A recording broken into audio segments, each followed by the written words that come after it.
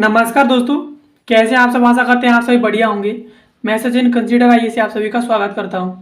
दोस्तों, global warming सभी के लिए इतनी खतरनाक है और ग्लोबल वार्मिंग से निपटने के लिए कई सारे देश जो है प्रयास कर रहे हैं, लेकिन उसके अलावा जो तवालू देश है वो ग्लोबल वार्मिंग के कारण खत्म होने की कगार पर है। जो प्रशांत महासागर है उसका जल स्तर लगातार बढ़ता जा रहा है, जिससे नासा ने ये चेतावनी जारी की है कि सन 2050 तक जो है तवालू देश है वो आधे से ज़्यादा जलमग्न हो जाएगा। और ये सब जो हो रहा है वो क्लाइमेट चेंज और ग्लोबल वार्मिंग की वजह से हो रहा है, और जो कि खुद मानवीकृत है और मानव खुद अपने इंडस्ट्रियलाइजेशन, औद्योगिकीकरण और बहुत सारे ऐसे कर्म कर रहा है जिससे जो है ग्लोबल वार्मिंग बढ़ रहा है, क्लाइमेट चेंज बढ़ रहा है। तो इस वीडियो में हम समझेंगे कि तवालू देश किन किन परिस्थितियों से जूझ रहा है और तवालू देश कहाँ पर स्थित है और ये क्यों डूबने वाला है, यहाँ की जनसंख्या जो है बच्चों को जन्म देने से क्यों कतरा रही है, और इसके अलावा कई और मुद्दों को समझेंगे इस वीडियो में। तो वीडियो में अंत तक बने रहिएगा। आप सबसे पहले समझ लेते हैं ये न्यूज़ आखिरकार चर्चा में क्यों थी। तो तवालू प्रशांत महासागर उसके बीचों बीच बसा एक देश है, यानी तवालू जो राष्ट्र है वो प्रशांत महासागर के बीचों बीच बसा हुआ है, और इसकी जो आबादी है वो 11,000 से थोड़ा अधिक है। और इस देश में 9 छोटे छोटे रिंग शेप के द्वीप हैं जिन्हें एटॉल कहा जाता है। अब इस देश का जो अस्तित्व है उस पर खतरा मंडरा रहा है। वैश्विक जलवायु परिवर्तन के चलते यह देश डूबने की कगार पर है, क्योंकि प्रशांत महासागर का जो जल स्तर है वो लगातार बढ़ता जा रहा है, और इसके कारण यहाँ के जो लोग हैं वो बच्चों को जन्म देने से भी कतरा रहे हैं, क्योंकि उन्हें उनके भविष्य की चिंता है। आप समझ लेते हैं तवालू देश के बारे में।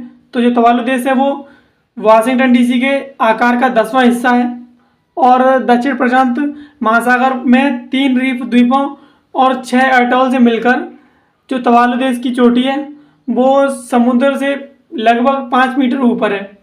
तवालू राष्ट्र की जो समुद्र तल से ऊंचाई है वो 2 मीटर है, यानी 6.56 फीट है।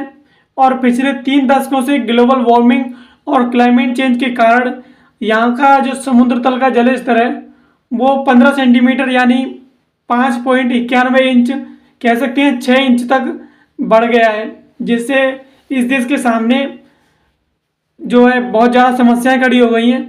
यानी कह सकते हैं कि ये 6 इंच तक समुद्र का जो जल स्तर है वो बढ़ गया है, जो वैश्विक का यानी विश्व में जो जल स्तर बढ़ता है समुद्रों का उसका 1.5 गुना है।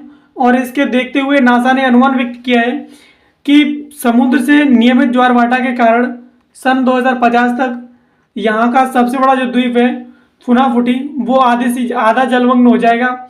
और इस द्वीप पर तवालू की जो सर्वाधिक जनसंख्या है लगभग 60% यहाँ पर जनसंख्या रहती है, जिसके अस्तित्व पर अब खतरा मंडरा रहा है, और जिसके कारण यहाँ की जो जनसंख्या है वो बच्चों को जन्म देने से भी कतरा रही है।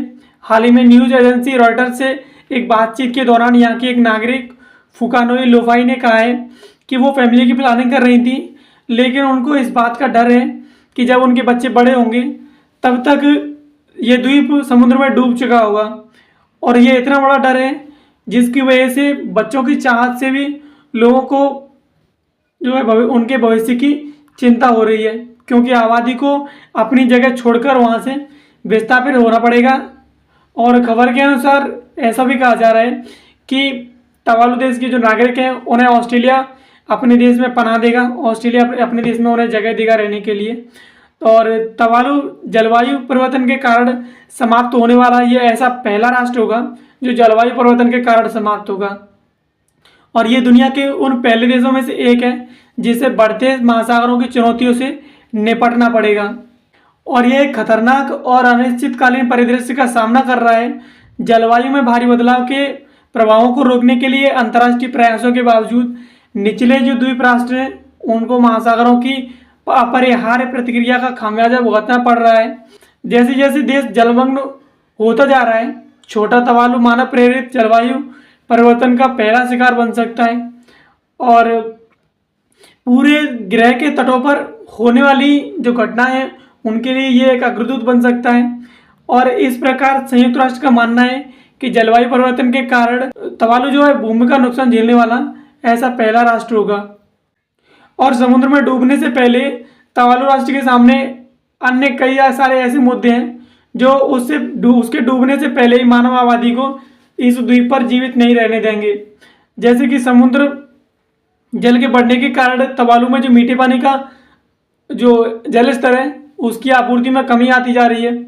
और जैसे जैसे भयंकर तूफान की लहरें बढ़ेंगी वैसे वैसे सीवेज की जो उपचार करने की जो सुविधाएं हैं वो खारे पानी से दूषित होती जाएंगी और कच्चे सीवेज को निष्फल करने की जो प्रक्रिया है वो बर्बाद होती जाएंगी।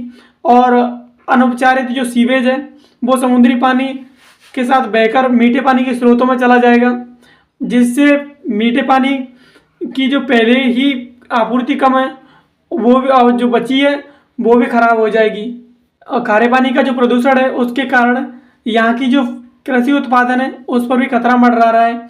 और जलवायु पैटर्न में बदलाव के कारण उत्तरी द्वीपों पर सूखे की स्थिति पहले से और ज़्यादा बढ़ गई है, जिससे फसल उत्पादन और पशु रखरखाव के लिए कठिन जो परिस्थितियाँ हैं वो और ज़्यादा पैदा होती जा रही हैं। और सूखे के कारण और प्रदूषण के कारण यहाँ मीठे पानी का भंडार वैसे तो सीमित है और तवालु को पानी का जो खत्म होने से पहले आयात के बिना खुद को खिलाने से बंद करने से रोक देंगे, यानी पानी का आपूर्ति कम होती जाएगी।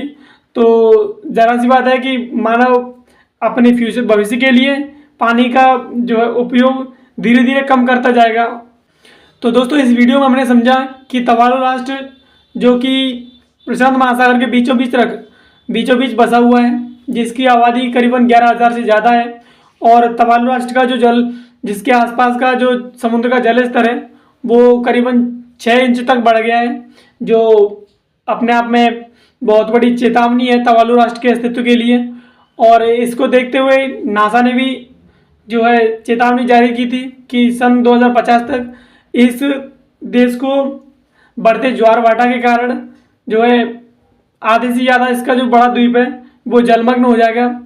और इसके अलावा इसके जो और भी द्वीप हैं वो भी जो प्रशांत महासागर है उसमें समा जाएंगे।